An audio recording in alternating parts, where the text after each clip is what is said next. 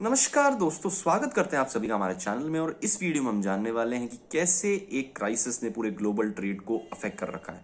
लगभग 10 से 15% global trade इस क्राइसिस से अफेक्ट हो रहा है। जी हाँ, आपने बिल्कुल सही सुना। और इस क्राइसिस का नाम है रेड सी क्राइसिस, जो कि हो रहा है रेड सी में। तो इसके कॉजेस क्या है, क्या क्या कॉन्सिक्वेंसेज है, किस तरीके से इफेक्ट्स हो रहे हैं, क्या क्या इंपैक्ट्स हैं इसके, इन सबको एक डिटेल वर्जन में समझेंगे इस वीडियो में। सी क्राइसिस, और ये हो रहा है रेड सी में। रेड लोकेशन यहाँ पे देख सकते हैं, जैसे कि आपको इस पिक्चर में दिख रहा है। यहाँ पे सुएज कैनाल है और बाब अल मंदेब पॉइंट है। इनके बीच में ये जो है ये पूरी रेड सी है।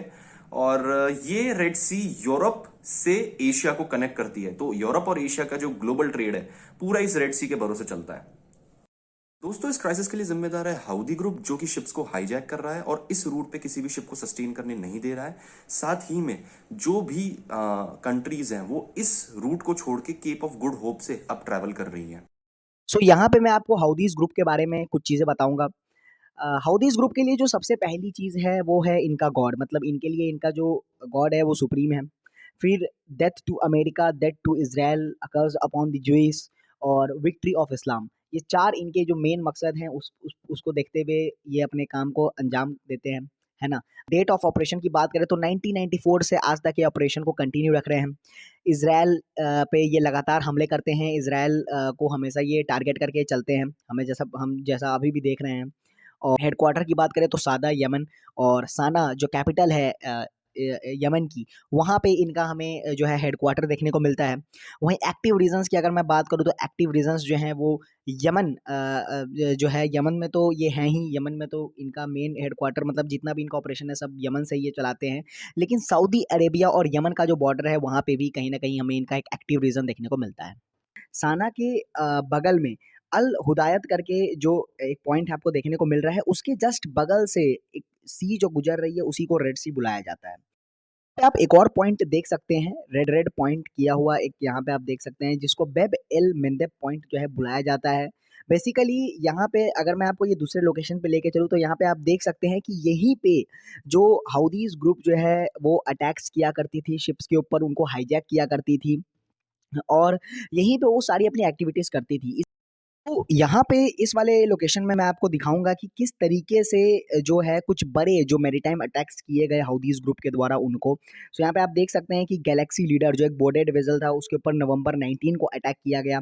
फिर दिसंबर 13 को जो है अर्धमोर एनकाउंटर जो एक शिप है उस पे अटैक किया गया, मिसाइल अटैक किया गया बाकायदा। दिसंबर 15 को अगर मैं बात करूँ तो यहाँ पे आप देख सकते हैं अल जसरा जो एक शिप है उस पे अटैक किया गया दिसंबर 15 को। वहीं दिसंबर 11 को मिसाइल अटैक किया गया स्ट्रिंडा पे।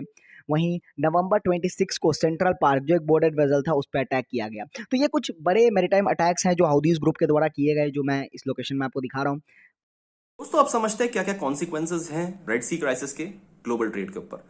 भाई, एक तो सबसे पहली बात, जो रेड सी क्राइसिस वाला रूट है उसको तो यूज कर नहीं सकते, तो कंपनीज उसको अवॉइड कर रही है। अब वो केप ऑफ गुड होप वाला रूट ट्रैवल करते हुए आ रहे हैं, जिसमें उनको 4000 से 5000 नॉटिकल माइल्स एक्स्ट्रा ट्रैवल करना पड़ रहा है। साथ ही में 10 से 15 दिन की जर्नी जो है वो और एड ऑन हो जाती है। इससे क्या हो रहा है, तो शिपिंग कॉस्ट महंगी हो जाएगी, फ्यूल कॉस्ट महंगी हो जाएगी और शिपिंग में डिलेज और देखने को मिलेंगे आपको। अब इसके साथ साथ एक चीज और है, इंश्योरेंस प्रीमियम की जो कॉस्ट है वो भी बढ़ जाएगी। तो ओवरऑल जो एक्सपोर्ट्स की कॉस्टिंग है वो लगभग डबल हो जाएगी as compared to original price. तो इससे पूरे ओवरऑल ग्लोबल ट्रेड पे फर्क पड़ेगा और इंटरनेशनल ट्रेड बहुत महंगा होने लग जाएगा। इन्फ्लेशन देखने को मिलेगा इस केस में, जो हालांकि 2-3 महीनों से देखने को मिल रहा है। आप समझते हैं ये हाउदी ग्रुप लड़ क्यों रहा है, किस वजह से, इनका मेन कारण क्या है कि ये शिप्स को हाईजैक कर रहे हैं। भाई, इनका एक मेन सिर्फ इन्होंने ये क्लैरिफाई कर दिया है कि ये सिर्फ इसराइल को रोकना चाहते हैं, इसराइल के ऊपर प्रेशर बनाना चाहते हैं ताकि वो जो गाजा के ऊपर वॉर है उसको रोक दे। साथ ही में इन्होंने ये भी जस्टिफाई किया है कि ये उन्हीं शिप्स को अटैक कर रहे हैं जिन पे इसराइल के फ्लैग्स हैं या जो इसराइली ओन्ड है। ठीक है, तो उन पे अटैक करके इसराइल के ऊपर एक तरीके का प्रेशर बनाना ताकि वो ये जो जंग है पैलेस्टीन के खिलाफ उसको वापस ले ले।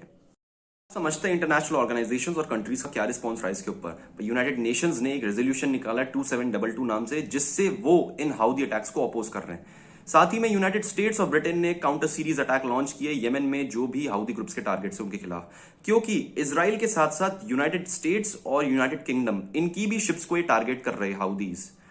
अब सऊदी अरेबिया इनके साथ एक पीस डील साइन करने की कोशिश कर रहा है। तो ये रहा है वर्ल्ड रिस्पॉन्स। सपोर्टर्स हैं, मतलब जो इनको सपोर्ट कर रहे हैं इनके इन ऑब्जेक्टिव्स को अचीव करने में, अगर मैं उनकी बात करूँ तो यहाँ पे 2 नाम सबसे ऊपर में आ जाता है। एक आता है ईरान और हिज़्बुल्लाह। दोनों पे ये आरोप लगता है कि ईरान हिज़्बुल्लाह जो है अपने पॉलिटिकल बेनिफिट्स के लिए जो है इंटरनेशनल सपोर्ट दे रहे हैं हाउदीज़ को, लाइक मिलिट्री और आर्म और फाइनेंशियल सपोर्ट जो भी मिल रहा है हाउदीज़ ग्रुप को, उसमें ईरान और जो हिज़्बुल्लाह है उनका बहुत बड़ा रोल है। बहुत लोग ये भी मानते हैं कि इस्लामिक जो बहुत सारे रिपब्लिक्स हैं उन्होंने जानबूझ के जो मुस्लिम इंसर्जेंसी है उसको बढ़ाने के लिए जो है हाउदीज़ ग्रुप को सपोर्ट कर रहे हैं।